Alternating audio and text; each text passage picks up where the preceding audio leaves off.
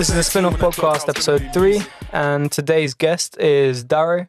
He is a rapper from Southeast London, amazing, talented writer, and a very, very good lyricist, and his cadence is brilliant.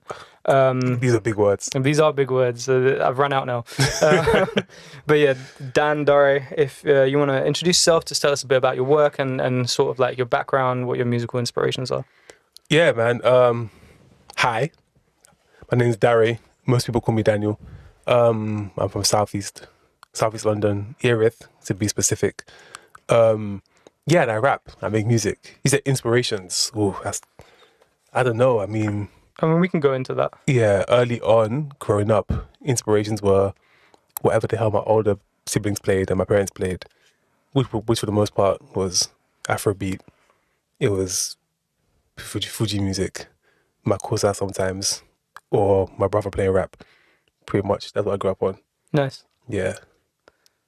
That's really cool. So you got like quite a varied inspiration set. Yeah, a little bit. I say varied. It's all black music. Yeah, for the most part. I mean, that's pretty much all that. Not to be controversial. Most music is black music. Yeah, I was about to say it all is. Everything comes from jazz. So, but like specifically like Afrobeat, and I rap. Nice. They're my first memories. Yeah, for sure. Sweet. So we just got out the studio and we spent 3 hours trying to make a song. We did. Yeah, absolutely. Did. We came in with no ideas. We came in with no prep time, as per the format. How did you find that experience of writing like on the fly and then trying to essentially lock into this process of making music without having the luxury of like prep time beforehand, have anything written beforehand, or even having like a beat? Because obviously, like I was making the beat on the fly with you, and you was trying to write alongside me making a beat, not knowing where it was gonna go, not knowing exactly where the pockets were gonna be, until obviously I got to the point where it was at the stage where you could listen to it. Horrifying. It was awful. It was truly awful. I don't write that way. I don't make music that way. Everything I've ever recorded, I hear something I like. I spend ages writing on it. Some ideas come super quick. Other times it's me trying to be super clever or like lyrical for no reason. So I spend time on wordplay or being clever. But the only time I write fast is when I'm writing on things that I'm already thinking. So recently, all my music has been just sad boy shit all year. Just miserable, depressing music. And a lot of it slaps, but obviously, so when we got going into this, that's what I had in mind. I was like, okay, cool. Wherever you find, most people go for like a slow to medium BPM. I can make anything sad.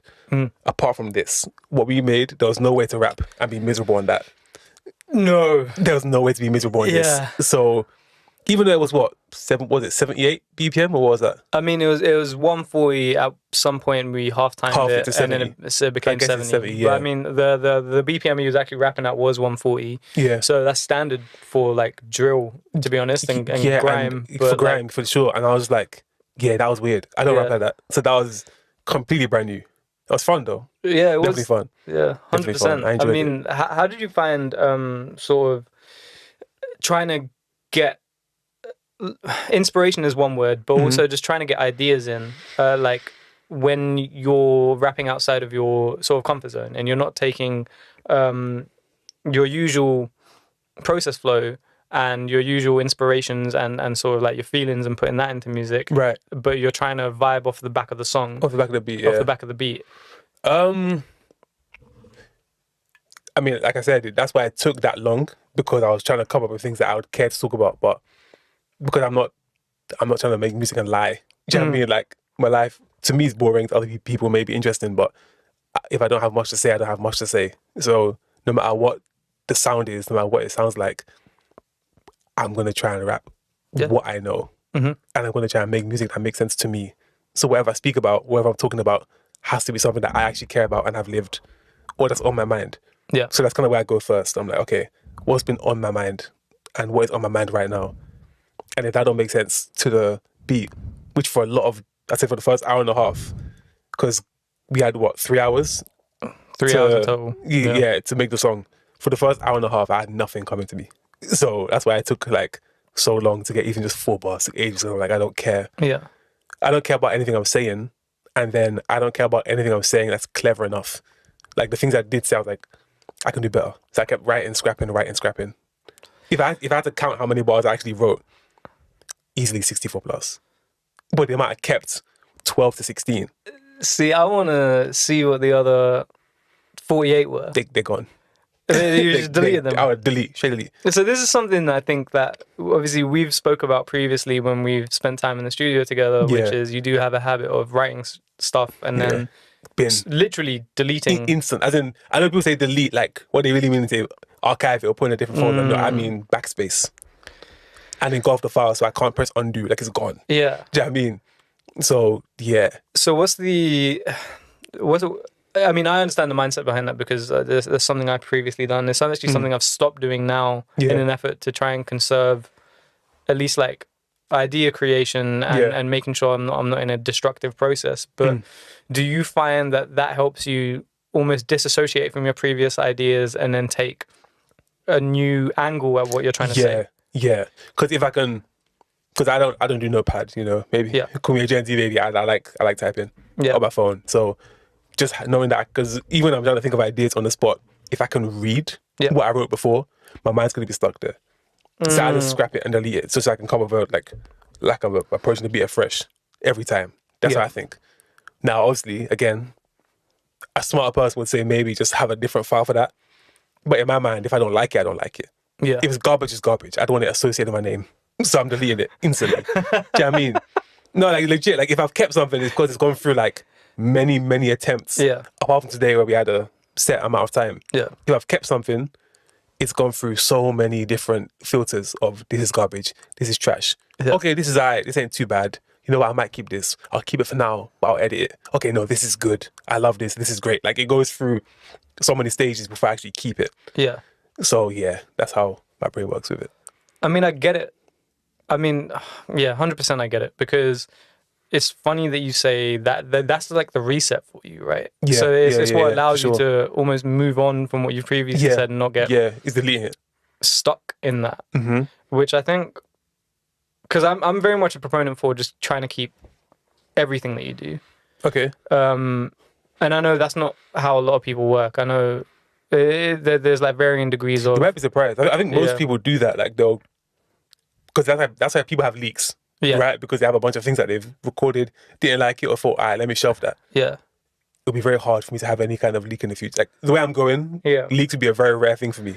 Because it would, they just won't exist. No. Like there's no leaked song. If it's out, I made that and I liked it, and that's it. Everything you hear is all I've made. Yeah. I'm finished. Do you know what I mean? So. I mean, that's definitely a good thing because it means that everything that you have written and that you've kind of that I'm proud of, that you're proud of, you're proud of everything sure. you've made because you've committed to the things that you've committed to. Exactly. And anything that hasn't made the cut is something that you're not considered, I guess, worthy of either your time or just yourself, your attention. Pretty much, that's it. But I think today might have been like a bit of a way to get around that. Because there were times that you've, I guess, obviously you've said you've scrapped a significant number of the bars. Yeah. But there's still parts of it that you were forced to keep because you needed to get something done. You're right. Yeah. Yeah, actually, yeah. Like in the future, if I wanted to make sure I had something that, you know what, no matter what, time constraints would help. The issue is, there's no one to enforce that. And there's no one to enforce You are here and you know how to operate this computer. I have no idea how to press these buttons. So if I say something in the mic and you record it, I'm cooked. It's there for life. No, 100%, man. You stepped into the dojo and I'm the sensei here. Yeah. Unless I burn this machine, it's out there now. Do you know what I mean? Whereas, please don't. I need that. Like, this is my livelihood. If it's just me and I'm at home and I'm recording, that shit can delete. Listen, that recycle bin was full. But it's still in the recycling bin, right? We can recover that. Keyword was. Oh, okay. Gone. Emptied it. Yeah. That recycle bin was, I've seen many classics. I've gone through that deleted folder. Gone. Never to be seen again. I get it. And I mean, a lot of the ideas I like, I'll keep up here. So if there's a couple bars I like, I'm like, all right, that song is dead, but I like that line. Yeah. I like that flow. I like the way I said that. That idea, I might expand on that. I'll keep that for a different song. But in terms of me just having songs that I don't like, and knowing that they exist, impossible. I hear it. How can it exist and I don't like it? Yeah, no. This is the thing, if you don't connect with it, how can you expect someone else to connect with it? That's the thing. I mean, which is wrong because a lot of things that I don't like, unfortunately, people have been there to play, to like hear it, and I've played it and they've loved it. And at least a couple things I've recorded now that I now like, despised. I despised it at first, but now I've kept it because people heard it and said, no, that's good. I like this, I like that. And it helps me to see what's good about it. No, I hear that, man, because I think there's something from like an outside perspective, because obviously when you're making music and you're recording yourself, there's one thing to say, like recording your own vocals and then listen to that back over and over again. You will become sick of it. Oh, for sure. Yeah. I think, and that's what, like, regardless, that's what's finished me as well. You listen to it enough times. Yeah, they just hear that same demo over and over again, especially because I'm not that good at mixing. So when I'm hearing it rough, it's just my voice and the beat are doing this. And I was like, after hearing it 4 times, the first time, that was cold. Second time, okay. Third, fourth time, bin it. No, I get it. Yeah. I've got so many like either beats or like half-finished songs that I've tried. I keep most of my work, right? I keep most of it. But there are times where, for example, I'll sit down, I'll try and like create a new idea from scratch. And I'll sit there for an hour and a half, 2 hours, 3 hours. I'll be 3 hours deep into like a fresh new idea. And then after the 3 hours, I've listened to it so many times, and it's just, I don't connect with that at all. And I don't feel anything towards it. Like, and it just doesn't feel like worth my time to keep it. Or it doesn't seem worth the hard drive space. So I have had those situations where then I've deleted that particular file. I've lately tried to avoid doing that, because especially like from a production angle, you don't know what you can then resample. For sure.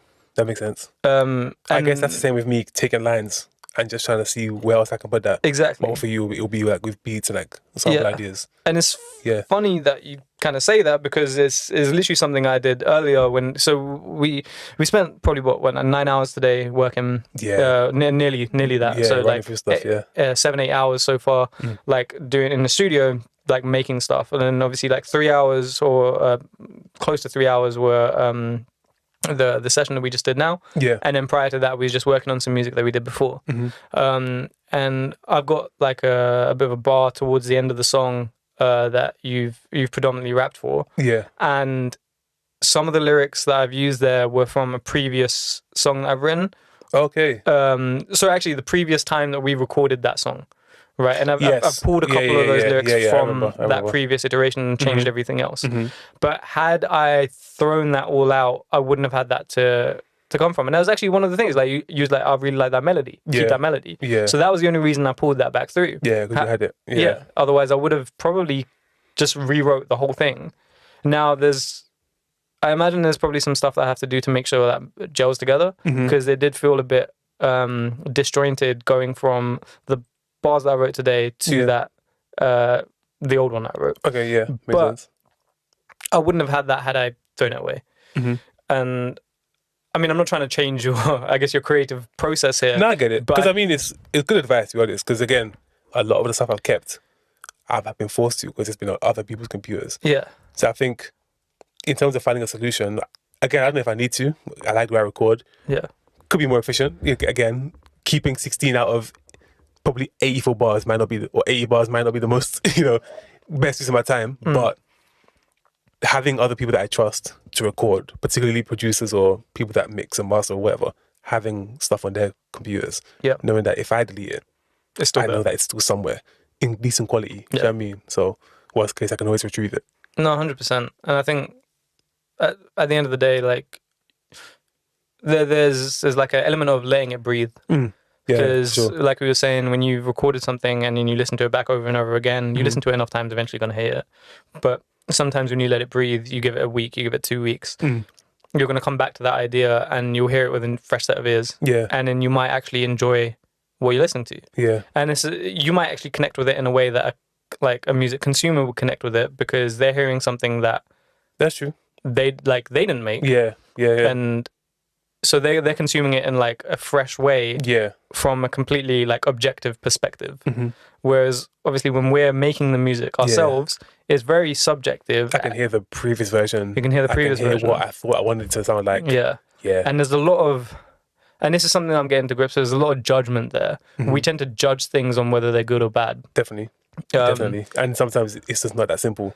Or what's good to me That's one thing. That's just to interrupt you. Like the amount of time. In fact, I don't think I've ever been told anything I've made's been bad. I've never been told I'm like my lyrics are bad. Like the song is bad, my flow is bad, how I sound is bad. And no one's ever told me that. Lucky guy.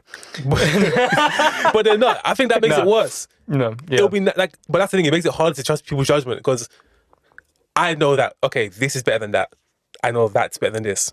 But if everyone's telling me, oh yeah, this is good, this is all good, sure, I know I'm not dead. Like if I was, I wouldn't be doing this. I wouldn't be comfortable doing it. But at the same time, it would be nice to have someone tell me, you can fix that. I mean, I do have that here and there in pockets, and definitely whenever I'm writing something, you're like, oh, you can fix that, you can tweak this a bit, punch in here.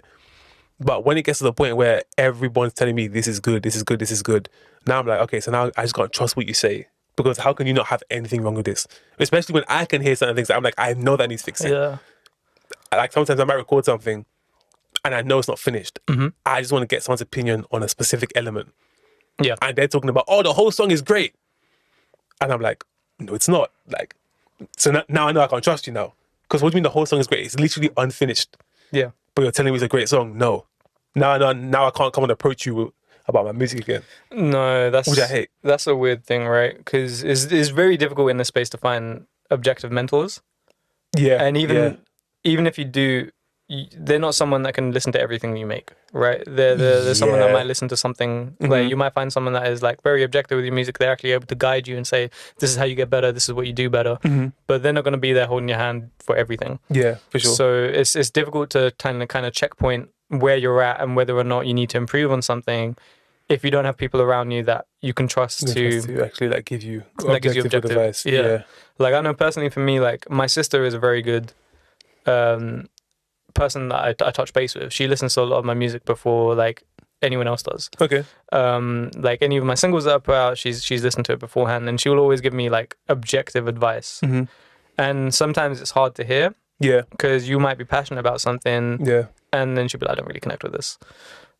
But I appreciate it nonetheless because I know I can trust her to give me an objective viewpoint. True. Yeah. Yeah, something true. And it's scary when you have like almost like yes men that agree with everything that you do. That's the thing.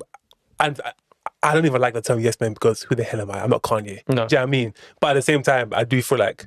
But I think it's more important at this stage than if it is... Because when you're Kanye, you can do whatever you're you kind want, of established. Right? You're right. You can do whatever you want and everyone just consider it. I guess it's just people that support you. Because again, the people you're going to show your music to are people who care about you as a person. There's not a lot of people I'm sharing my music to. No, like, I don't think there's anybody I'm sharing my music with that doesn't care about me as a person at this stage. Yeah. So the idea of me now playing music and them telling me that's garbage, it's just unlikely. And I have a couple of people that will actually say that to me, like, this is garbage, but that's because they're quite musically inclined. And even them, like you said, I can't play everything for. It's only certain genres or certain sounds that I'm like, I know you can give me a good, like, you can give me good feedback on what this should or shouldn't sound like. Or you can see where I'm going with it. I don't have to get you to see the vision. I can just play it for you and I know you get it. Do you know what I mean? Yeah, no, I get that. It's good when you find like pockets of people that can do that because like you want someone to give you a little bit of validation or like for sure pointers or something. That's encouragement to know that I'm on the right track. Yeah. But at the same time, let me know, okay, fix this, tweak that, think about this, consider this. Like that's important as well to me. Nice. Like, yeah, that makes a lot of sense. I guess going back to like what we did and the recording that we did, do you find that in the process of making the song that we made, there were any sort of pain points that you wish you could have changed in the way that you did things or the way that I did things, or like how we collectively sort of melded our creativity together to get to that end result? Pain points might be a strong term, but I feel like there were a couple points when there's something I wanted, like beat-wise, and I'm like, I don't have the terminology for it. Yeah. Or the full knowledge on how to explain it. Now you're good at what you do, so you could pick up and like, okay, you mean this, you mean that, and we eventually figured it out.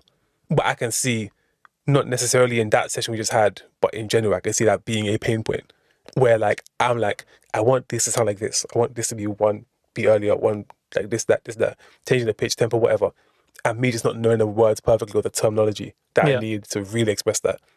Because I can imagine it's so much easier, especially for you, it must be so much easier working with an artist that knows what they're saying and like has some kind of production knowledge themselves. So when they're asking you to do something, they can literally tell you, do this and do that, and you can just press as they've said. Whereas when they start saying things like, I want this to sound a bit more like this or like that, and you're like, okay, what does that mean? Are you talking about the instrument? Are you talking about your voice? Are you talking about the speed? Like, what do you mean by that? Especially when, because there's sometimes I'm like, that's off. Why? I don't know. It's just off. Put it on. Like make it on. It's off. And that's not helpful. Do you know what I mean? But that's how, like, that's where I am oftentimes. I completely get what you're saying. Yeah, I mean, so I think that was like a pain point. Again, it wasn't that deep in this session because we got through that. Apart from we navigated. Yeah, we navigated quite well. Like that is one that I'm like, I can see that coming, and that's something I want to work towards. Like, it would be nice to be a full-fledged producer and engineer, but at least in the meantime, just to have enough knowledge so that for the people who are doing that for me, I can communicate what I need and what I want. Do you know what I mean? That's where I am right now. That makes a lot of sense. I feel, I get what you're saying, but also surprisingly, I also like this weird separation between artist and producer because that lack of language also enables there to be a space where you try things to try and understand what the artist is saying, and then stumble on something neither of you were expecting. Because you could be like, add a bit more randomness in there. Yeah, I need you to drop the breath before that third bar by 6 dB. Yeah, and I need you to fade that in. And then the previous bar, I need you to fade that out, so I get the end result of the ending like tail of that breath of the previous one. So then like, and then you very specific stuff. Very specific. You could tell me all of that, and I could do exactly that. But there's an element of, okay, now that you've told me that, you've this is stuff that I would have done myself anyway. Yeah. So because of that, we're just heading towards the same endpoint. Right? Yeah. But those times where you're like, oh, I need it to sound like this, and it's some sort of like weird ethereal word that you're using that I can't really get to grips with. It's like, oh, I need it to sound like it's lost in space and coming down out of orbit. Like you just make it a bit more velvety. Yeah, make it a bit more velvety, and I'll be like, what the hell does that mean? So then I've got to think, right, and then I've got to be a bit more creative and try and understand what you're saying. And yeah, there's an element of it's not very efficient. Yeah, or you might stumble across something. I might add an effect. I might mess around with the pitch of your voice. I might drop it down an octave for that. That's happened a few times where we've recorded. And happened a few times where I've had no idea what the hell I'm saying. Yeah, and you try to figure out what I'm saying, and in the process we're like, actually, wait, hold on, that's not what I meant, but I like this instead. Yeah, let's do that instead. And I don't think you'd stumble upon that if I knew the exact there was terminology. perfect communication. Yeah. So it's weird because although perfect communication will make it more efficient, perfect communication doesn't necessarily lend itself to happen chance creativity. Yeah. If that makes sense. No, absolutely. You're absolutely right. And like it's a case of like both is great. Like in both instances, I've found it's helpful to have both. It's helpful to have both. Like if you can communicate a little bit, that's great. But then if you also leave a little ambiguity there, and you give the space for whatever creative energy, muse, whatever people believe in, to just flow through and just allow whatever's happening in the moment to happen. You might stumble on something that's a bit like different to what you was expecting, but it might be like more in line with what you want by the end of it. Yeah, true, fair. But going back to like, I guess the pain points, was there anything else like specifically within our session that you found that could be improved on with like how we kind of get to the end point of having like somewhat of a song? Because just as a bit of background, the way we started was I sampled a record, and it was like vocal / drum sample that was a live recording, and that was our basis for essentially the whole song. And then I chopped up that sample, I flipped it at different points, and then we added drums, and then we added bass, and it was a fairly simple song. Yeah. But we got to drums fairly quickly. Like within the first half an hour, we had the sample down. Yeah, and the drums were sorted. And I didn't make any changes to the drums, to be honest. But then at that point, I think that was when you kind of took off with your writing, because for the first half an hour, you didn't have anything to work on. Lost. So what do you feel, at least like either on my process or your process, we could have not necessarily improved, but looking back on it might have made things easier for yourself, or might have enabled you to get to where you wanted to get to quicker? I think that's the thing. I don't know about solutions. Yeah. Because I guess that's what you're asking, but I know about the issues. Yeah. Writing. Again, depending on my inspiration, I can write fast, but if I'm not inspired, it can take me a minute. But I guess that's not something I need to change. It'll be helpful. Of course, it'll be helpful to think of new ways to think, like work around that, like to find inspiration in the moment. Whether that's having something with me or having an idea with me or having certain words. Whenever I do have inspiration, to write that down so that I can kind of look towards that and build off that. But obviously, because we were working from scratch, so it was just whatever's on my mind, go. Do you know what I mean? On your end, I don't think so, because again, I like the beat. The moment we heard that sample, we were like, oh, that's the one. I mean, we both kind of looked at each other. We played one before and we're like, okay. Then you played another one and we're like, we're going to do that. Okay, I like that. That's a good one. Then the beat drops. Then you added the drums. Then you chopped the sample up. Then you started playing with the pitch and the tone of it. And I was like, yeah, this is it. Very quickly, we kind of got to the point where like, okay, we're staying with this one. Yeah. We didn't have to flip through too many sounds to get there. So that wasn't really an issue. My writing speed, but that's something I'll work on. And something I'll get more used to. And again, just communication. That's really it. Like, I don't think there's anything else. I don't think there's actually anything wrong with that session or with that progress. It made perfect sense. For me, that was pretty much the same as well. I mean, I don't have any issue with your writing speed, to be honest. I feel like you wrote with respect with the time, like you wrote as you should have. And I don't think there was, because this is a completely like, I don't know, what's that term? Like, it's alien. Yeah, it's completely alien. It's like a very unknown process. Yeah, right. Yeah, for sure. Yeah, and it's not something that I think either of us are used to. Absolutely. Yeah, because and that's the point of sort of like I see this as a creative exercise of you trying to do something that's A, out of your comfort zone, but then B, you're doing something to just allow you to lock in and commit, and then just try something new. Try something new, enter flow state, and just force it. And then because that's basically what it does. Because you might enter flow state when you enjoy something, right? But this is entering flow state just because you have to. Yeah, like no choice, just seeing how it goes. Yeah, and you did that. Hey, you went into flow state. You locked in. You literally sat on this couch and wrote bars on your phone as fast as you could and then like literally tracked them in, punched out, got everything down, and then literally with half an hour to spare, and then I jumped in and did my stuff as well. That was a new BPM for me. I don't rap at that speed. Yeah, I know. Like everything I rap to is slow and miserable. So that speed I was like, ugh.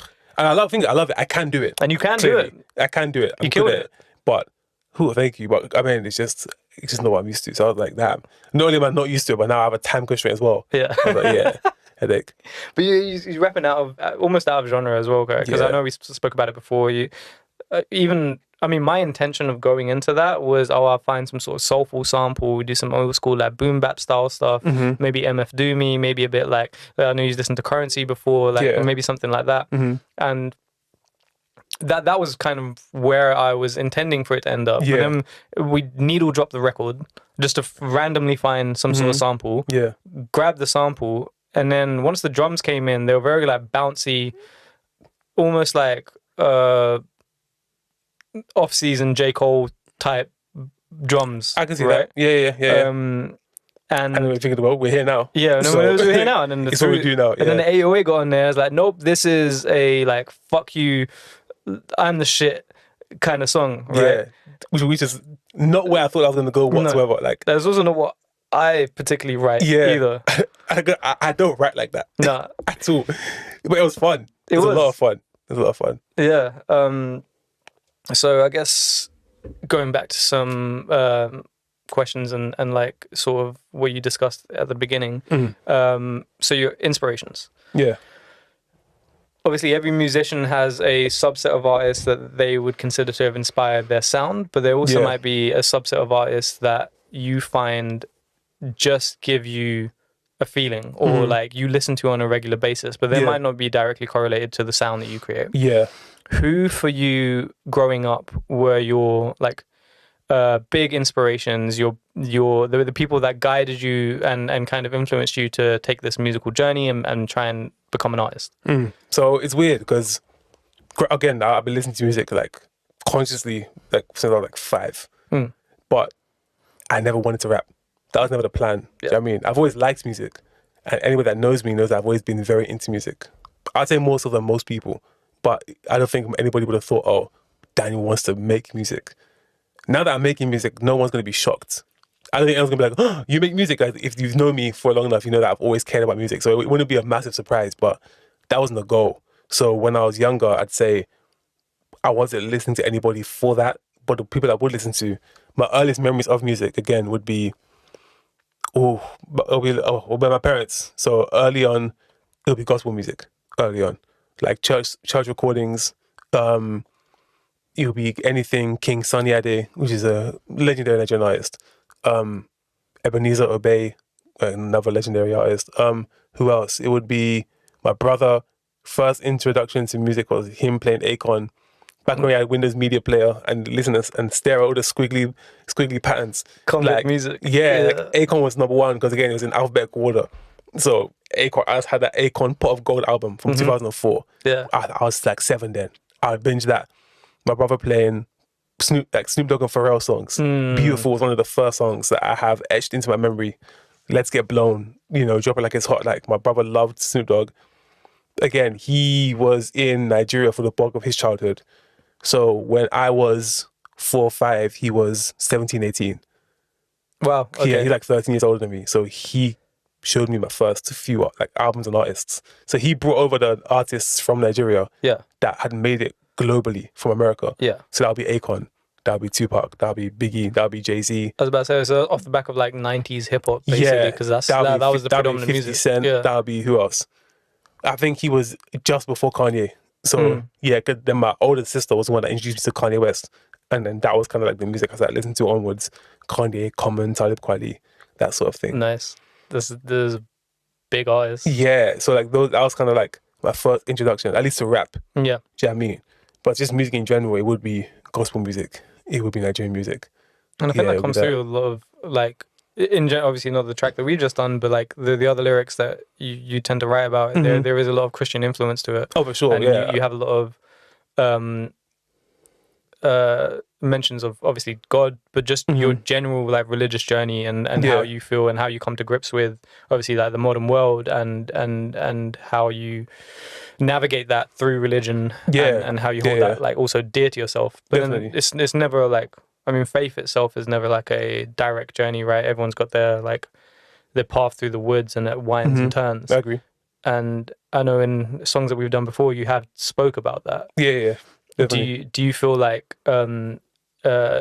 religion and faith is something that inspires you to write, or is it something that 100%? Yeah, I'd say that's the main thing. Like I'd say again because I'm a Christian, so that's first and foremost before anything. That's it. Before I make music, before I'm an artist, I'm a Christian first, right? So for me, everything I talk about in my music is my life, and while my music isn't directly just straight gospel, not everything is constantly edifying God directly, but a lot of my music is from the perspective of somebody who is a Christian at all times.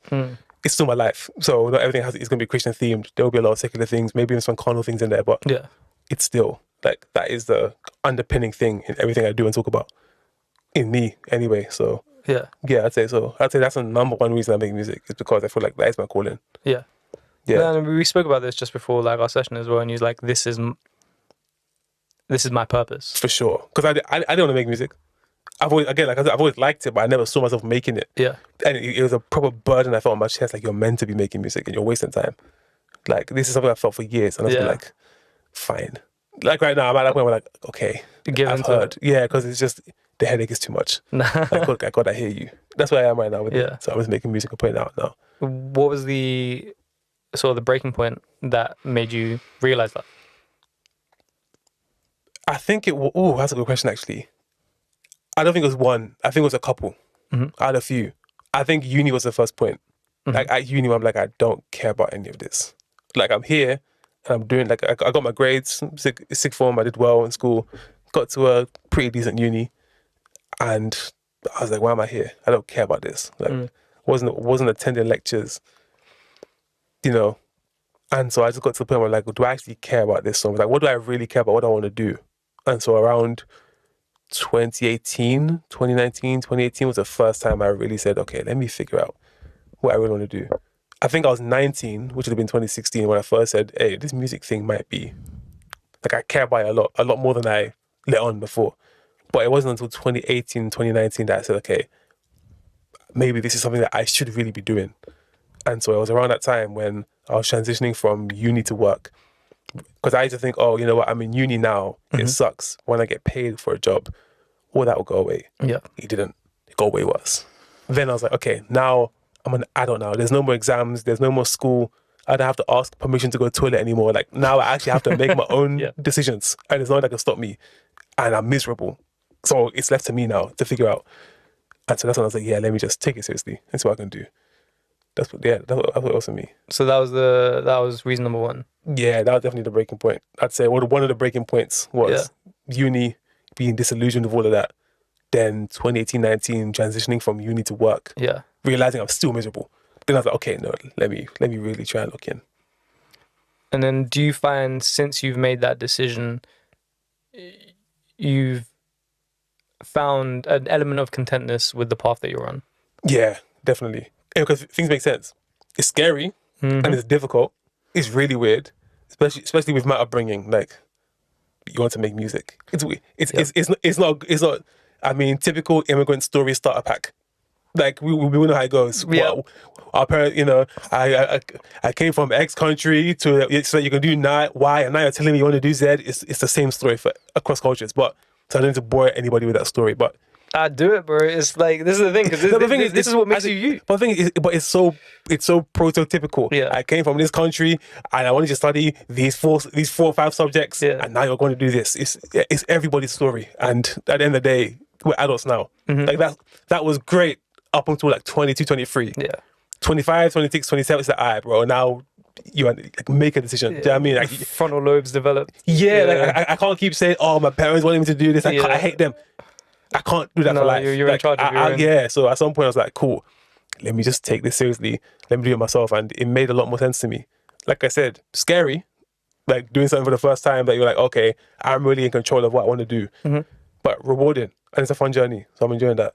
It is. For sure. It is. I mean, I feel the same way. And I'm not shit. That's important. You're not? That's very important. Yeah, that's a big thing. If I was dead, this would be a way more difficult journey. Like, I would have quit time ago. But the fact that I know I'm not terrible, that helps me. And that's not the case for a lot of people.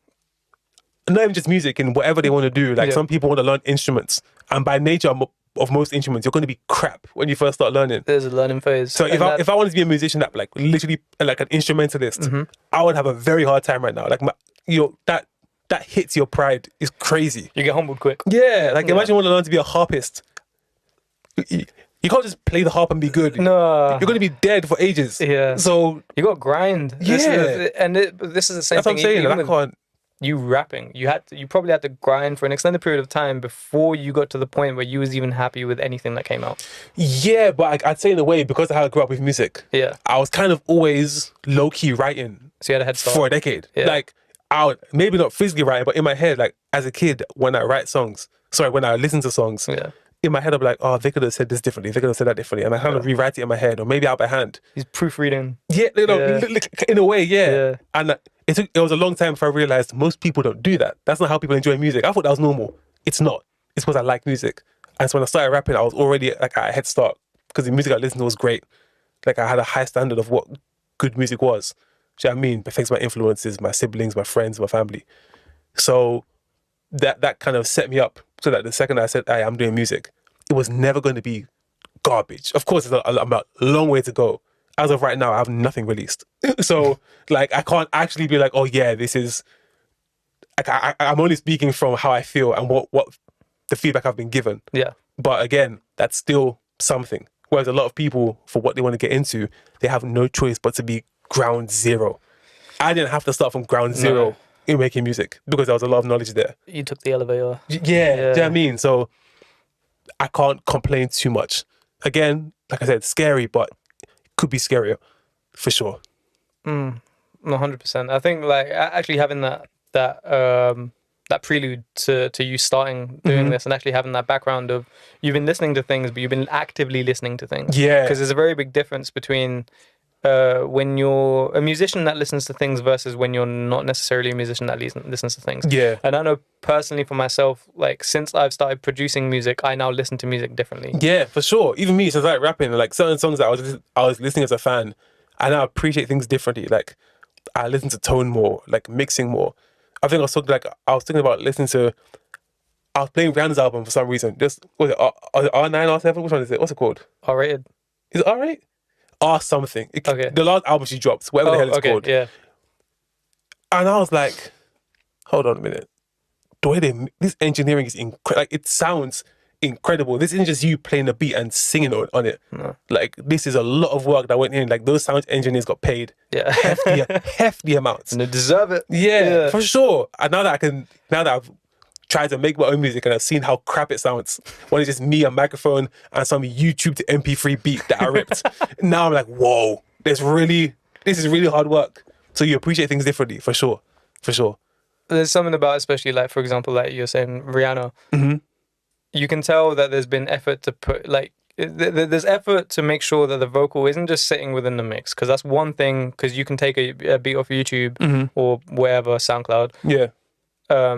Sing, spit, whatever you do on top, and then you can get the vocal to sit in the mix. And that's one thing. And that will sound good. But having the vocal interact with the rest of the song so the song itself feels cohesive. Yeah. And then you have elements within the music playing off other elements within the vocal, vice versa, elements within the beat itself are playing off each other, and everything melds together. That's the kind of thing that makes it a song. Yeah. And not absolutely. just... And not just a bunch of sounds. And not just a bunch of sounds. Not just like a freestyle. Yeah. Because that's effectively like... Well, Because that's exactly it. A lot of my songs sounded like radio freestyles. And I was like, I can't put this on Spotify. I can't put that. I mean, SoundCloud though. You can't put it on SoundCloud though. That's true. But even then I was like, I don't want it to stay on SoundCloud. Yeah. At some point I do want to actually put music out. So that needs to get fixed. So well, we're fixing that now. True. You know, we're fixing that now. We're working on that. But I think, no, what you said was really important though, because I think listening to things with that musician's ear is what kind of makes you better. I think so. And it's what lets you pick ruins out. the fun sometimes. It does. No, I don't listen to music the same anymore. It ruins the fun. It is sad. I feel like I don't connect with it as much on an emotional level as I used to. I still do. Yeah. But it takes a lot more, I think, for me to connect with it emotionally and make me just feel zone out as a full-on fan. Yeah. Yeah. That is weird. Because I didn't think that would happen until I was like really, really making music for ages. It doesn't take a long time. As in a couple of months of me recording, now suddenly I could hear everything differently. That was weird. Yeah. I was like, I thought that was something I'd have to worry about a long time ago. No, it's quite immediate. That was weird. That was super strange. And it's kudos to you because now you're training your ear to hear those things. Yeah. Which will help with my music. It'll help you with your music. For sure. It'll make listening to other people's music way less enjoyable. Yeah. And I have noticed that because I listen to how things sit in the mix. I listen to how loud the drums are. I listen to like the weird percussive elements you have in the background that aren't meant to be heard. Yeah. Prominently. Fair enough. And you listen to like reverb tails, delays. Oh yeah, it must be way worse for you because you can hear it on everything. Whereas for me, it's mainly just rap, like with bars and wordplay. I'm like, that was weak, or that was cheap, or that was I see what you have to do there. Like for me, it's more so that. I guess for you that applies to every song. Whereas for me, it's only songs that kind of pertain to what I do. Because I can still listen to many like ballads. I can listen to a ballad and not give a damn about the lyrics of wordplay or Afro beats. Like. A lot of songs are made just for vibe and enjoyment. Like how detailed the words are, the writing is, doesn't matter. But I guess for you, if it's the beat and how it's produced and how the instrumental sits, every damn song, probably. Kinda, yeah. Yeah. What it was for you. I did come to that realization, like I guess a few years ago, and it did for a period of time. It did make me a bit sad because I realized that I will never be able to listen to music in the same way that I used to. Because I remember being. Obviously, you probably had this as a teenager as well, right? Like, there were certain artists that you connected with, there's certain songs that you connect with. And when you're at that age, I feel like that coming of age period of time. Yeah. Those songs, those artists, those moments kind of shape your identity. And it feels a lot more potent and powerful back then. Yeah. Because I remember I used to listen to... Because I've been through so many phases to listen to so many different genres that... There were times that, like, my entire personality was kind of shaped around music because I felt music was very important in my life. Yeah. And there were artists that I listened to that if I go back and listen to now, I still don't feel like I remember feeling them. Yeah, yeah. And I don't know whether that's just I've been exposed to I think enough. it might be an age thing too. Yeah. Because sometimes it's just a coming of age thing. Like, it meant a lot back then. Now you're older. Like, you can never recapture that context. No. Couple songs, a couple albums, you might remember where you were or that feeling you had. Yeah. But it will just be nostalgia. Like, you can't bring that back. No. It's past. Nostalgia is a funny thing as well, because in some instances you can listen to something and it'll make you remember how you felt back then. Yeah, for sure. And I think there's few art forms that are able to generate that emotion. Like, I don't really feel nostalgia so much looking at a painting. Okay, yeah, makes sense. Or watching a movie necessarily. Okay. There might be an element there, but I feel like music is very powerful in that aspect, where it can make you feel melancholy, it can make you feel nostalgic, it can make you have this like image in your mind or in your feelings of what it felt like to be in that time period when you listened to that for the first time, or when you was impacted by that. Do you have any like sort of artists or songs where you feel like that was the case or is the case for you? Oh, for sure. There's one song called by Ahmad, Back in the Day. Yeah. Every time that song comes out, I feel like it reminds me of my childhood. It's just certain songs, like the texture of certain songs just remind me of being a kid. And it's mostly songs that aren't mixed the best. For some reason, like, those songs really remind me of my childhood. Yeah. Or like certain movies like Demolition Man. Like, I think that came out like 1991 Sly, with Wesley Snipes. And Wesley Snipes like, in that movie. The way that a movie like Terminator just reminded me of my childhood. Because I've pictures of me watching. I remember how old I was when I watched it. I remember me being at home. I remember where I was, what I was going through, who I was watching it with. Like, stuff like that with movies. With artists, it depends on the song. Like, I don't think there's any artist like themselves that like constantly gives me like nostalgia. But yeah, I think it just depends on the song. That makes sense. But it's cool that you have that experience, because I feel like it enables you to connect with something in a way that you feel almost part of it, if that makes sense. And I think that's like a really cool thing about music, is that even though you're listening to it and you're listening to it from like a consumer perspective or whatever, a good song will make you feel like you're part of the song. Yeah, you make you feel like you're speaking to you directly. For sure. And I don't know how much of that you get in it, like anywhere else, if that makes sense. I don't think so, but yeah, music is. It could just be because with music you play it over and over again. Yeah, like it's a very short clip at a time that you can rewatch and rewatch and rewatch. So I'm sure some people may have that with certain YouTube videos or certain short form content. Yeah, you know what I mean. But I think music is really the one that just kind of hits that more consistently. Hits that mark. Yeah, for sure, definitely. No, 100%. I agree. So I guess stemming off the back of that, why do you make music? I know you spoke about like God obviously being, and your religion being a very important factor as to why you make music and why you consider it your purpose. Yeah. But what is it about music that makes you want to create? Why is this your creative outlet as opposed to, say, another medium? I think it's partly what I'm best at. I talk a lot. So music is a very easy way for me to talk and have no one interrupt me. Music helps with that a lot, right? I think also because music is something that reaches a lot of people. And if I feel like I'm being called to make music, whatever that purpose fully is for, I don't know. Whether it's just to reach people, whether it's to speak to people or touch people with my music. I feel like music is the easiest way to reach people and to touch people, because it's very few people in this world that don't like music. There's a lot of people that don't like podcasts, don't care too much about movies, don't care too much about films. But with music, it's for everybody, for the most part. Of course, there are people that don't like music, but generally speaking, most people like music to an extent, right? And so I think that's why that was chosen for me. It's hard to answer, because I guess it's hard to say why I feel like God put that on my heart. I don't fully know. I just know He did. Yeah. You know, and so it's kind of what I've been doing, what I am doing, and what I'm going to keep on doing until I feel otherwise.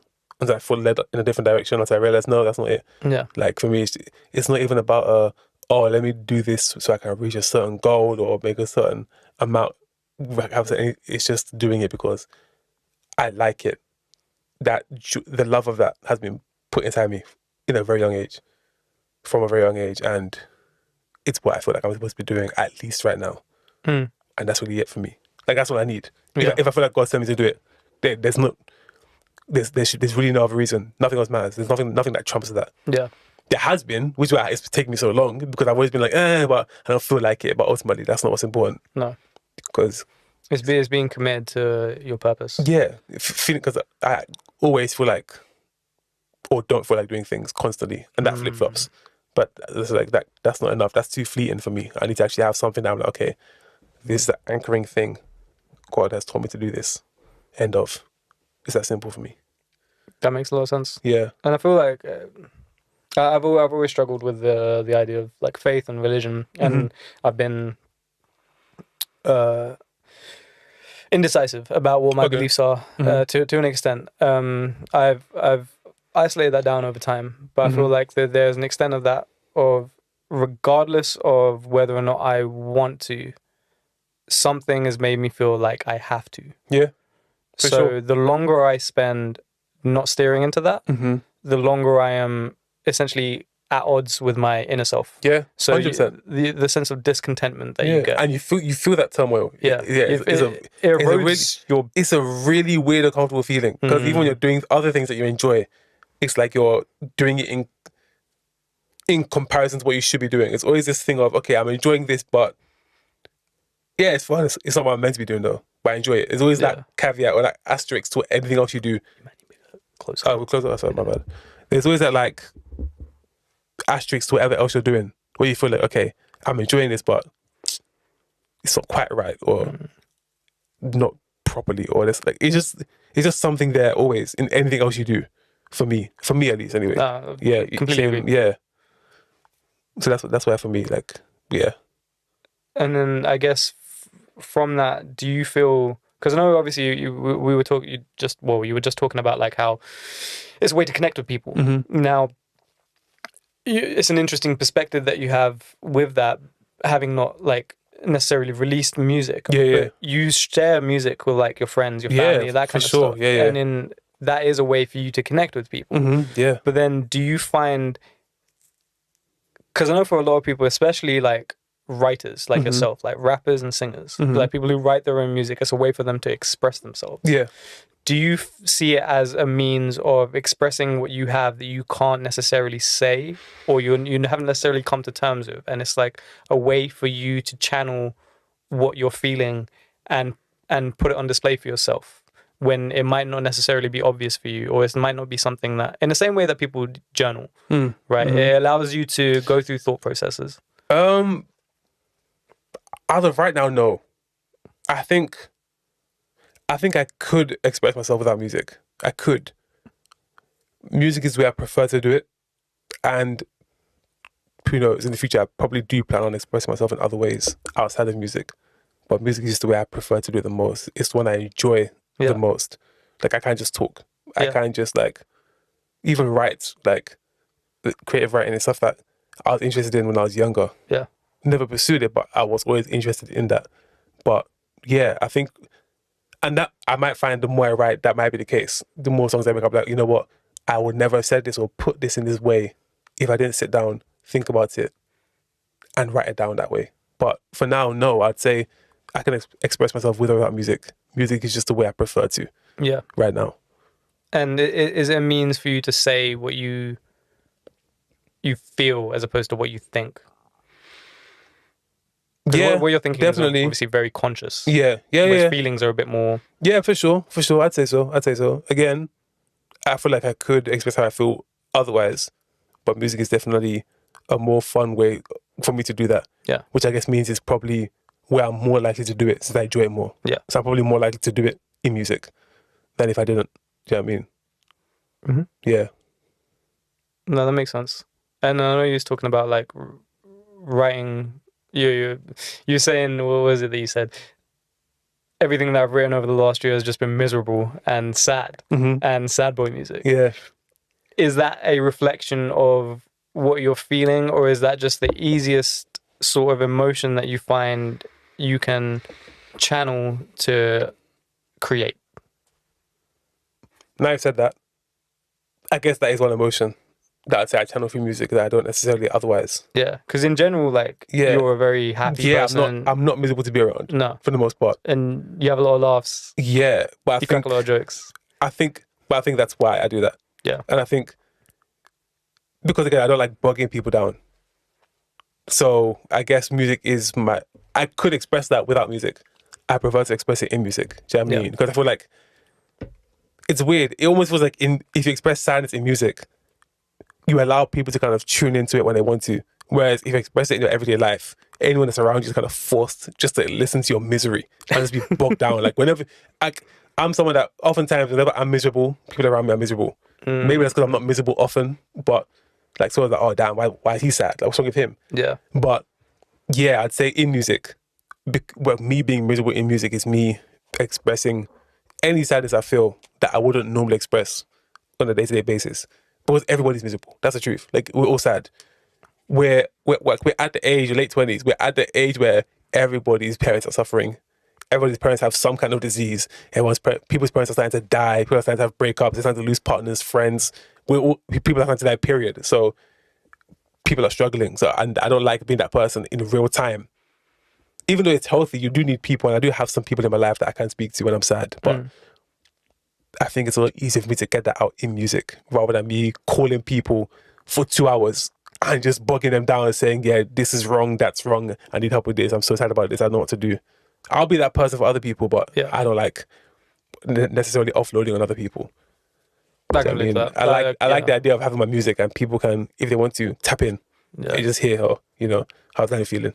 Just turn the dial, tune in. Yeah. For as long as they need to, rather than me just constantly flooding them with negativity. No, I get that. That makes total sense to me, and I think that's something that I relate to personally as well, because it's also just a way for you to, because sometimes you don't necessarily need to talk to someone and have them give you advice or have them, like, you just need to get it out of you. Yeah, just a vent and rant. Yeah, that's it. And I feel like music, and especially like songwriting, is a very vivid aspect of doing that, because it's not just you trying to create or like you trying to say what you have to say. It's like you trying to say what you have to say, but it forces you to think about it in a way that obviously you love rhyming schemes and motifs, and you're trying to create whimsical ways or like funny ways or even like interesting and like elaborate ways to say what you're saying. Because it's never, like, very rarely is what you're saying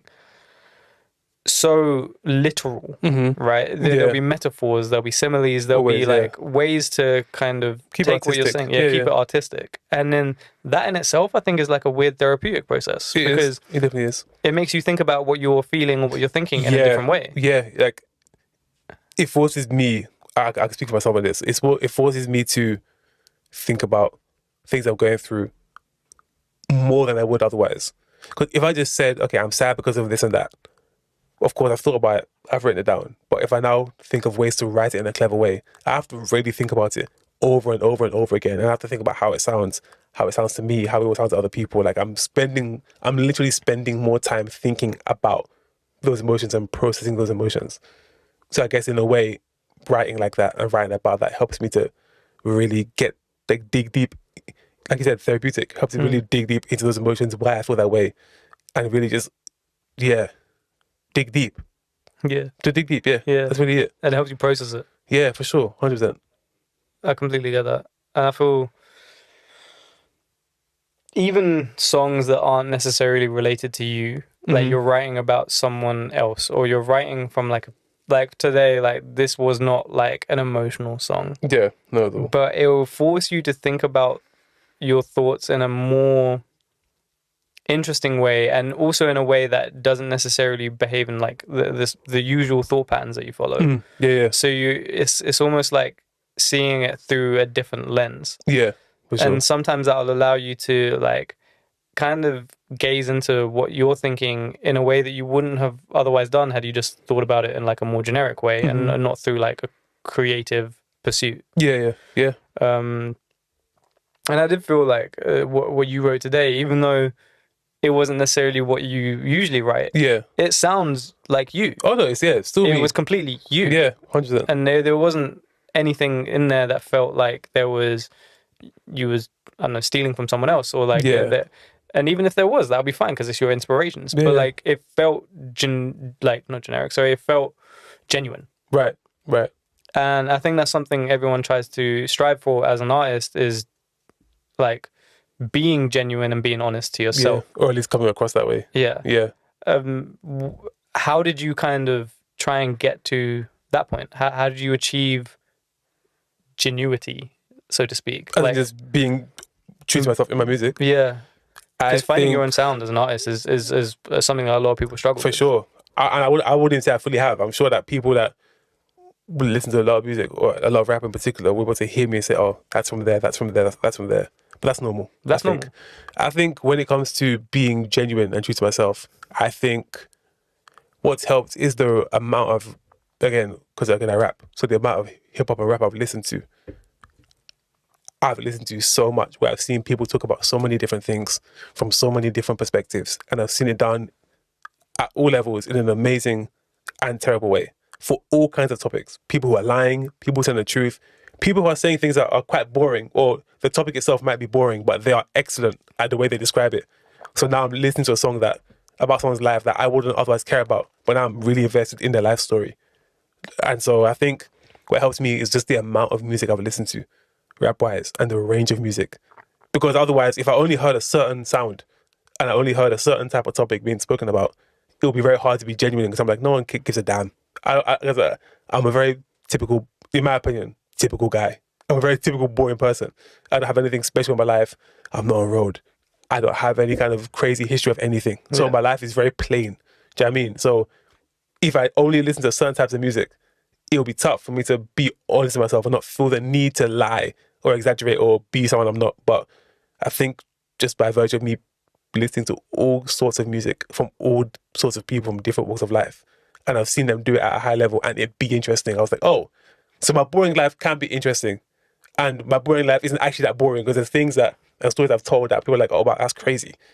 But to me, it's normal because it's my life. But what I consider normal and boring to other people is very alien. So Yeah, for sure. looking at it that way and seeing how much music has been made on boring topics that sounds really good, that's what's kind of made it easy for me. I mean, that's pretty profound, because that shows that regardless of what you write, as long as you're writing from your perspective, and it doesn't matter whether you're telling the truth or you're about like a specific, like, because people write stories in their music, right? People write allegories, people like talk about things that aren't necessarily related to them, or they haven't necessarily been through, but as long as they're writing from their perspective and in their own voice. Yeah. And as long as it's good. That's the key thing. And obviously good is different to different people. Yeah, you could be talking lyrical, you could be talking how it sounds, yeah, you could be talking the vibe of it, no matter what it is. As long as it's enjoyable. That's what matters. Because ultimately, like, it's music at the end of the day. It has to sound good. The sound's important. The sound is important. There's music with no lyrics. Yeah. So at the end of the day, like, as long as it sounds good, that oftentimes is the main thing. But yeah, when it comes to being genuine, you can talk about anything if you're interesting and it sounds good. That's all that matters. Yeah. If you can make it interesting and make it sound good, that's all. I think that's the number one thing above all things. So that's why for me, like, there's no topic that you can't talk about. No. Ever. It's just oftentimes there are many topics that people. There's certain topics that people feel like because the topic itself is important, they don't need to try hard to make good music. Oftentimes, like for example, in a lot of religious music, not all of it, because there's fantastic religious music. I grew up on gospel, I love it, but there's a lot of times where people think because what I'm saying is important and it's true, like because I'm either speaking the gospel or because I'm saying something positive, I don't have to make the song sound good and entertaining. Yeah, and that's an error. That's a big error. Like it has to sound good. Ultimately, the songs that, whether we like it or not, the songs that do well are the ones that are earworms, are the songs that sound good. Yeah. And I'm not saying every song has to be like a hit, or you have to try and have every song be a number 1 chart. No. Or a bang in the club. It just has to sound good and interesting. That's above all else. Above all else. Because otherwise, you can just write. There are spoken word poets. Yeah. You know, there are people that are authors. If you only care about how important what you're saying is, that's the medium. Yeah, there's many different mediums for that. But if you want to make music, it has to sound good. Yeah. So you can be genuine, you can be fake, you can be whatever. because if you're a fake person, you being genuine is you being fake. yeah, it's not you. Like, you want to lie. Like, Yeah. just be interesting and good. That's really it. Be yourself, regardless of what that self is. Yeah, like, And then I think what you're saying is really true, because good music is music that you can connect with. But you can only connect with it if it sounds cohesive, if it sounds musical. yeah, And because you can go across a bunch of different cultures, and musical notations vary depending on the cultures that you go with. And some for sure. Some cultures only have like percussive elements. Some cultures don't have any percussive elements. Yeah. Right. But there's something underlying musical about the genre that they're in, and there's something that connects you culturally, and then to some extent like spiritually or creatively to that particular music. And as long as you feel it, as long as it speaks to you, interesting and good, that's it. That's the number one thing. Like and again, oftentimes that's why a lot, to go back to what we were saying earlier, a lot of songs I delete because I might be rapping my ass off, but I play it back and I'm like, ugh. It just doesn't sound good. No one wants to hear that. Interesting and good at all times. That's the number one thing. Yeah. I can't stress that enough. But isn't there a catch-22 there? Because if what you think is good now is not what your future self thinks is good, aren't you always in this process of tomorrow you're going to be a better version of yourself? You're going to be a slightly better writer. It might be so incremental that you don't notice it. But over time you'll notice it. A big gap, right? So then you will always consider anything that you've ever done as bad because the position you're in now is better than it was before. So, I mean, there's probably a balance here, right? Yeah. And I'm not saying you keep absolutely everything, even if you absolutely hate it and you don't connect with it. But where does the filter begin? I think when it comes to music that you make in the past, that you grow past, oftentimes that's either because of where you were at that point in time. And so it's important to be able to look at music from where you were when you made it. And also, some songs are just dated. Yeah. And that's okay. Like, they're not bad. They might be bad now, but oftentimes it's because they were outdated. They were fantastic for the time. So I don't think everything, like, yeah, you might look back and be like, oh, I made that, but at the time it was good. So that's still okay. Like, there's nothing wrong in having a dated song. Not every song is going to be timeless or classic. Some songs speak to the time period you were in. So I think for the most part, make the music. If it's good and interesting, as of right now, that's fine. If you want to make timeless music, go ahead, but that's not a must. Do you know what I mean? Because you're not making a song, dropping it now, and waiting for people to only listen to it in 5 years. If you're dropping it now, you want them to hear it now. So as you want it to be perceived, that's how you make it. So I don't think that's that big a deal. Like, yeah, some songs don't age well. No. That's just how it goes. That's fine. That's not an issue. Yeah, the 80s, I think, were a particular time period for that. Yeah, 80s, even early 2000s, a lot of pop music was like, even mid 2000s, blog era, 2010 to 2014, a lot of songs, we'll never play that shit again. But at the time, loved it. So that's fine. That's not an issue. Is there anything from that time period you can think of that would be an example? I'm sure. Yes. It's Betty. Yeah? Yep. What are you thinking? I'll leave it there. It's many. Many songs. No one's getting thrown under the bus. I'll just say the blog era for sure. Yeah. There were a lot of songs that we loved. There were a lot of songs that people were making that were clearly aimed at people aged 14 to 19. Yeah. And they were in their 20s.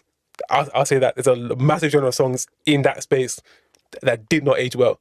And even people that are 14 and 19 today will be like, the hell is this? Yeah. It just worked in that time period because maybe it was new. People were surprised.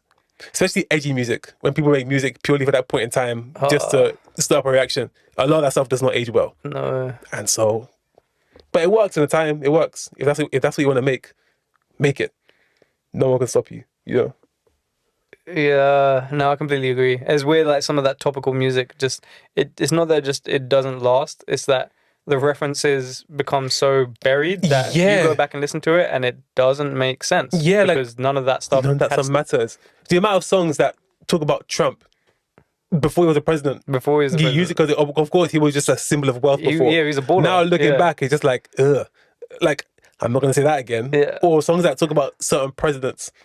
And it's like, well, that they haven't been president, like, back in the Bush administration. It's like, those lyrics are like, they're more like relics now. Yeah. Because they don't mean anything now. You know what I mean? So, yeah, There's still some songs like that where I feel like you can still connect with it. But then there's a weird fine line where it's like, okay, the references are so boutique now and so outdated that you don't even understand the context anymore. Yep. Literally. Genuinely. And I don't know what you do with that at that point, because it's like... Even classic records. Like, I would listen to Biggie, Juicy. He said, blow up like the World Trade. And I was like, hold on, this came out in 1994.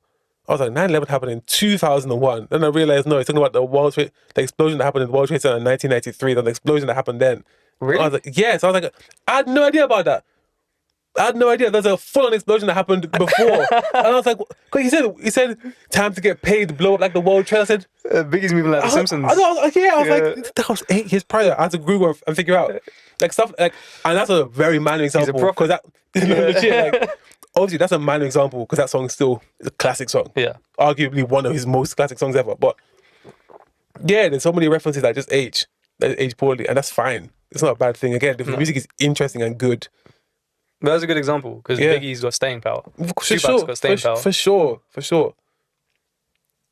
And the stuff that they wrote, and I don't know if it's also to do with obviously their like untimely deaths, right? Definitely plays a part. Yeah, like you meet like immediately achieve God status. Yeah, immortalized in death. If you were good, for sure. Yeah, if you were good, and that goes back to being interesting and good. Yeah, but a lot of trash people died in the 90s, and we don't know who they are. No, a lot of them. And then there's some people that have barely released any music, and they passed away, but their music was so impactful, like Aaliyah. Yeah. We look at it like what could have been. Yeah. To this day, people still talk about, if Aaliyah was alive, Beyonce wouldn't be here, which I think is nonsense. But no, it's but like, but you get the idea. Yeah. Like, if you're loved, you're loved. If you make good music, it speaks for itself. 100%. And like, there's plenty of examples like that. But like, I feel like that is a very big one because she hardly released any music. Yeah. Like, is what, one, maybe two? Yeah, albums? well, 2, yeah. And then like, two, I believe 2. One movie? 1 or 2 movies, yeah. One or two movies. Yeah. I remember that one. Was it Rome Must Die? Rome Must Die, banger. I don't know any others. Yeah. That's the only one I've seen, I think, with Aaliyah in it. But like, she was immortalized at that point. And but she made good music. And it was impactful. That's what it is. So, from that, what do you think makes music timeless?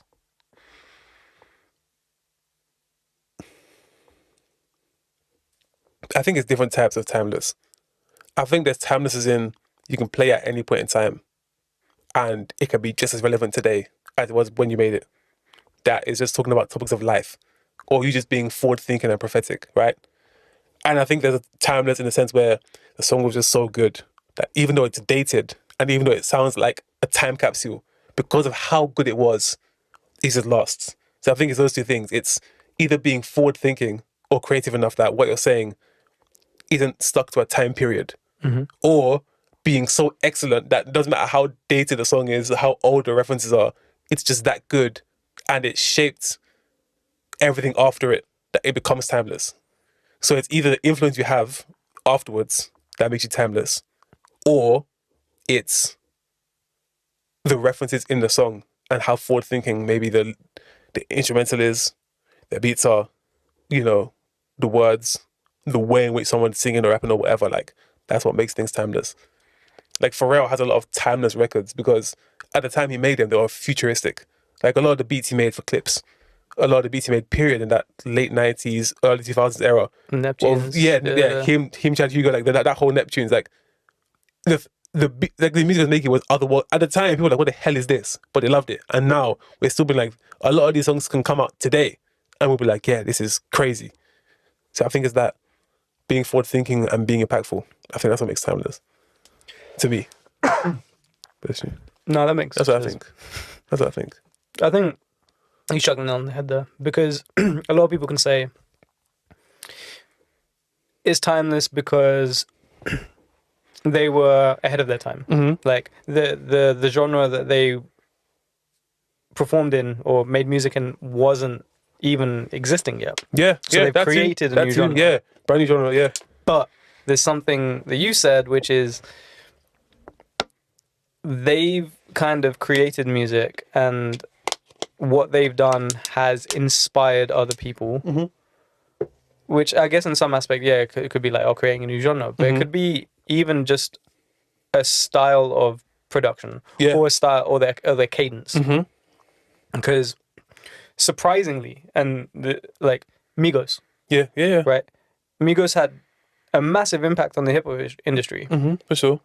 and for a small period after that, a lot of people were copying their cadence, and they essentially created like an almost subgenre within hip hop. Yeah, That it's not the Migos subgenre, yeah, but like they've inspired so many artists through and it might not have been directly inspired, but the prevalence of their sound and the way they rapped and like how they navigated the pockets of where they were like writing. Yeah, I think changed a lot of artists that then came up after that. absolutely. And they might have not necessarily directly listened to Migos. Yeah. But the sound changed. Yeah, And absolutely. I think you have a similar thing of like Timbaland. His beats changed the sound. Yeah. Like Pharrell, his beats changed the sound. Michael Jackson, Prince, the Beatles, like rock wasn't really a genre until the Beatles, like rock itself. Rock and roll obviously have like Elvis and everything like that, but then the Beatles kind of changed, like they created metal with like Helter Skelter. Okay. It was like at the time when that song came out, it was the hardest rock song that had ever like come through. It was like the most distorted, heavy ass drums. But there wasn't anything like that before. But that kind of birthed metal or like hard rock after that. Right. And at the time, I don't think they were looking to do that. They were just trying to create something that hadn't been created before. Yeah. And they were trying to just be honest to their own vision and just try things creatively. Yeah. And I think that might be like what you were saying, that creates that timeless music. It's like doing things creatively that take you out of like your comfort zone or take you out of like your general process or like the genre of music that you make. Yeah. And you might change the game. You might change like the way people listen to music in the future. Right. Or do you have any like artists that you personally listen to that you feel like have had that impact? For sure. I mean, Kanye, Pharrell, like absolutely, like Lil Wayne. Yeah. Damn near everything that came, even Chief Keef. Yeah. Gucci Mane, like everything that came after them, you could absolutely see. Oh, like when Chief Keef came out, like she put Chicago on the map, and he may not have even been the first. To us, he was, and he may be, but that 2010, 11, 12 era when Chief Keef came out, it was, that was it. That was it. Like everything sounded like Chief Keef for a long time. Yeah, that was a blueprint. So yeah, again, Lil Wayne as well. Like all the like that whole mumble rap era that everyone kept crying about. That was Lil Wayne, but Lil Wayne just did it. Yeah, it just came off of. They were a spin off of what he did. So it was very much like like you hear it, you hear the music and you go, okay, everyone got it from him. You may not like it as much as you like the original, or you may like it more. Who knows? But yeah, those artists for sure. Because I imagine there's a bunch of people today that went through the mumble rap era, and that was their influential like music listening phase. Maybe that was when they were teenagers. Yeah, and they might not have listened to Lil Wayne at all. That's all. For sure they didn't. Yeah. But Lil Wayne still changed the game. Yeah. He still had a massive impact on what that sound was and how the sound developed. And it kind of immortalizes his music in that aspect, because then you can hear it in the music that kind of like precedes that. Definitely, yeah. For sure. I think that's the kind of impact that any artist wants to have eventually, is that.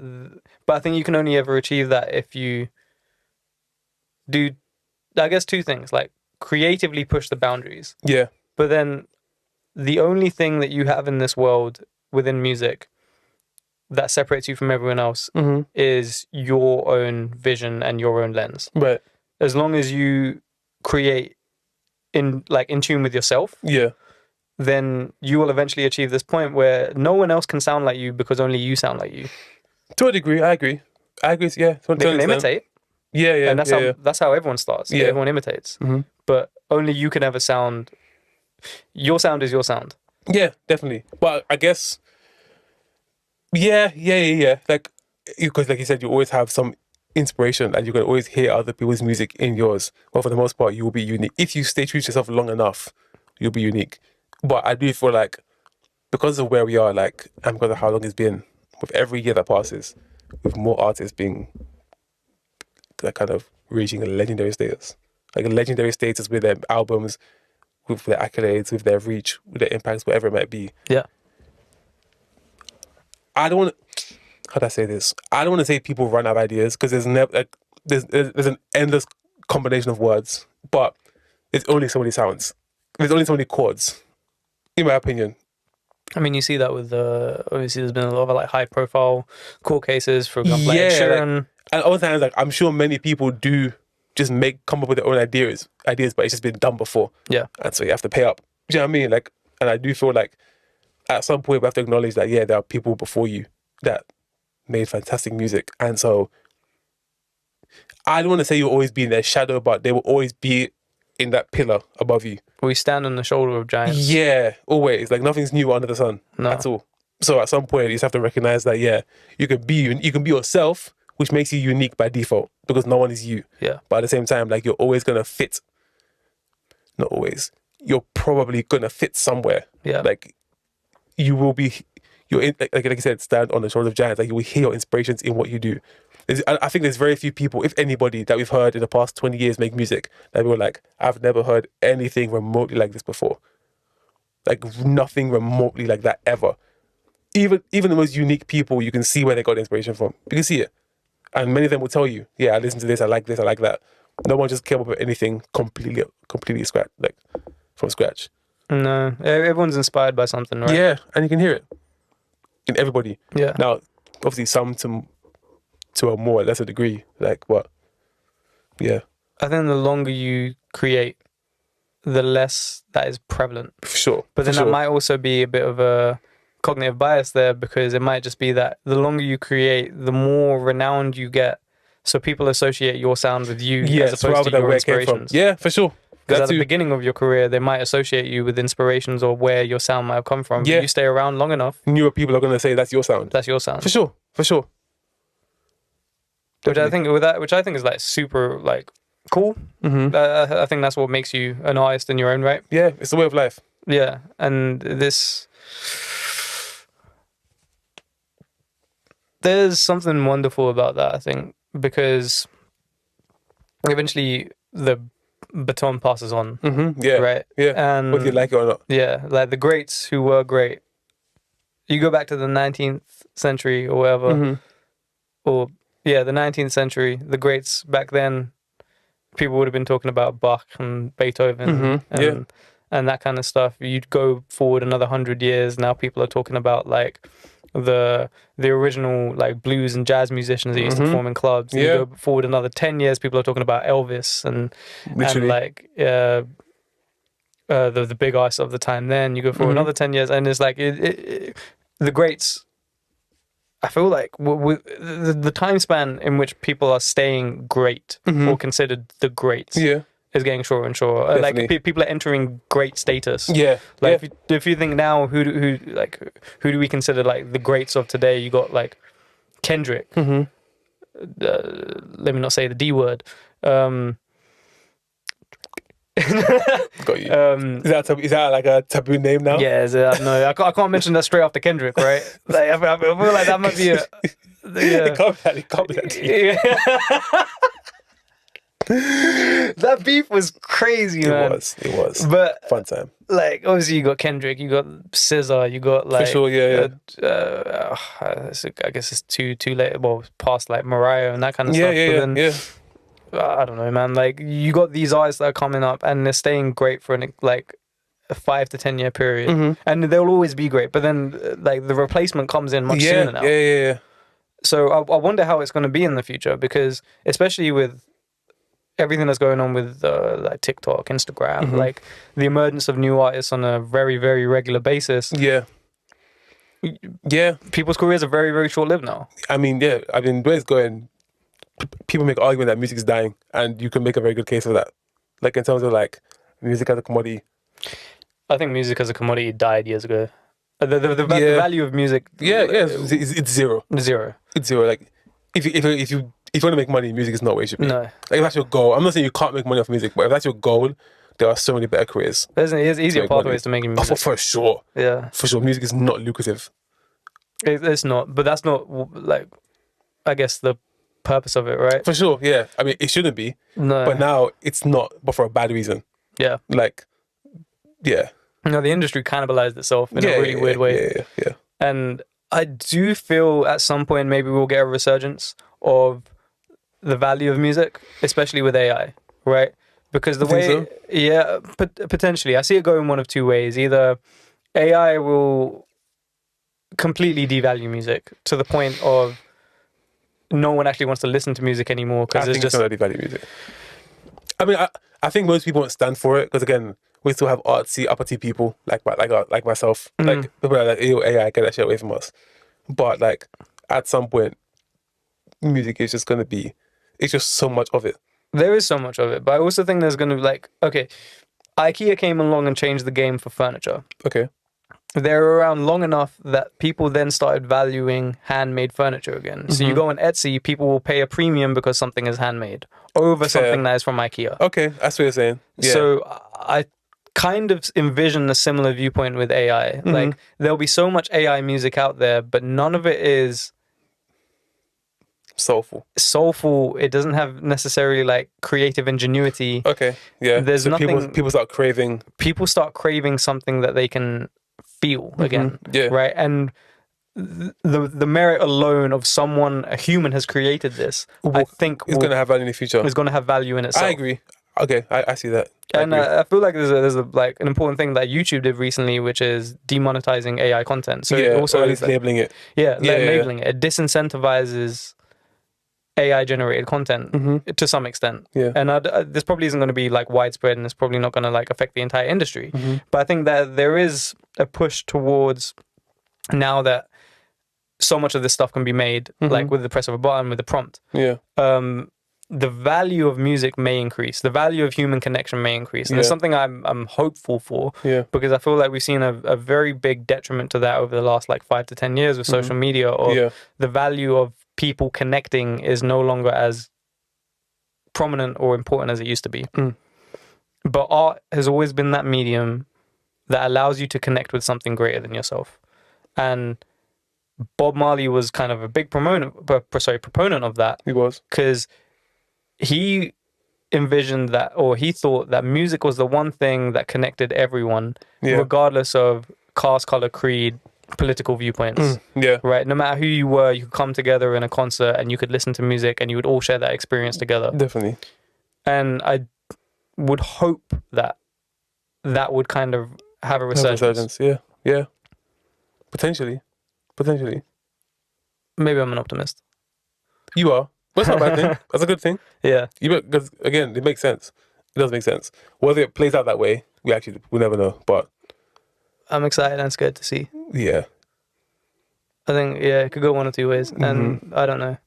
But this is why I think doing stuff like this is important. Because I think us having this like time where we've forced creativity in a way that we're not used to expands our horizons as creatives.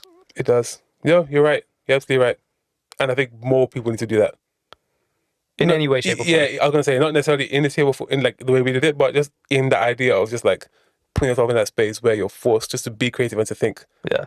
I think it's important. And I think because, again, life is tough and busy and we're full of distractions. So going out of your way to find time to be creative isn't easy.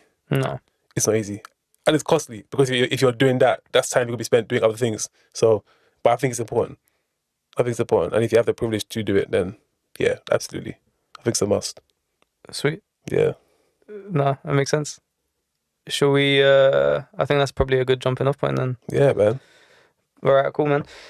This was an honor and a privilege. I really appreciate you coming down. Thank you for having me, man. This is fun. Yeah, this is really fun. I had a great time in the studio. I don't know if I'll do it again because it was scary. It was scary. I'm not sure I'll do it again. But it was fun. I enjoyed it though. I think once you hear what we've made, you might maybe change your viewpoint. But it's a very stressful experience. At least like personally, I know that tired the hell out of me. And although I enjoy the process, it is It's draining. Fictitious to some extent. Yeah, and it is for very sure. draining. And Fictitious. What a good word. yeah, I just thought I'd throw in a big word at the end there just to make me sound smart. I like that word. Yeah.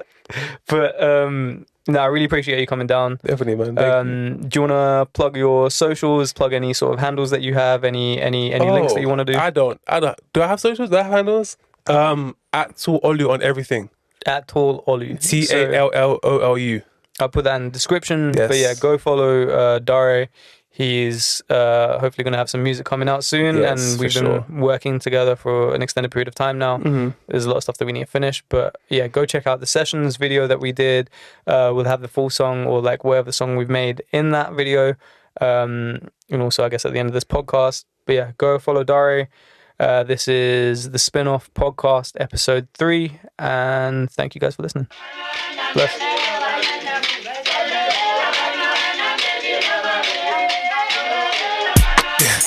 I was 19 when I clocked I was gonna do music. New pipe dream to be the coldest with no songs to prove it. I was in Charlton when I met David, then I met TJ, then I went Wembley, then I saw names list rapping like Wiley, everything lively. Quick walk in the park, this path I trod on, there's not one you can take. 6'4.5", I can't just shop off the rack like you man say. I feel blessed when I beat the odds, I still reach for God, that's the proven way. I'm the best when I'm feeling godly, still body the track on a human day. But still gotta get by, I'm tired of waiting, gotta get mine. Few violations that I let fly, you guys be grateful that I met Christ way back when. You like what you're hearing, say that then. You vibe with a feeling, say that then. I ain't got no space for no pagan friends, who you faking for? Made and forged in excellence, I've been a testament to amazing form, but you know that though. Future sound with that throwback flow. I've been painting perfect pictures, new background when I go back home. Go back home. Go back home. Go back home. Now this ain't my own, like God's green earth as a no-fly zone with a Union Jack and an English rose and a sign that says not this skin tone. But I'm just trying to start conversations. I twist your arm, that's dislocation. Say where's the heat? That's dislocation. Run rings around it like touching bases. This ain't no risk cause you're catching cases. So just in case I'm paper chasing, stationary but head in places. So pen to paper with pulse patience.